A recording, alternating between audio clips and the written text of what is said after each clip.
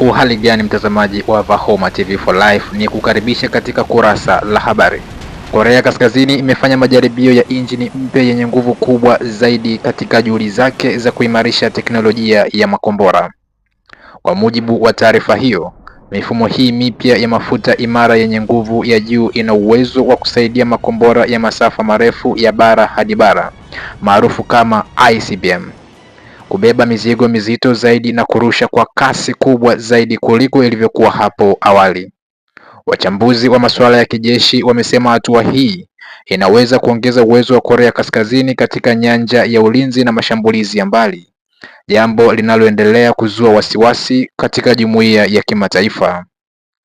Majaribio haya yamefanyika siku chache tu baada ya kiongozi wa Korea Kaskazini Kim Jong-un kuishutumu Marekani kwa kile alichokiita ugaidi wa kimataifa na uchokozi, akionekana kurejelea mivutano ya hivi karibuni inayohusiana na vita vya Iran. Hatua hiyo inaongeza mvutano wa kisiasa katika eneo hilo na dunia kwa ujumla, huku mataifa mbalimbali yakifuatilia kwa karibu maendeleo haya. Na huo ndio mwisho wa kurasa la habari kutoka Vahoma TV for Life. Langu jina ni Valence Majawere. Vahoma TV for Life.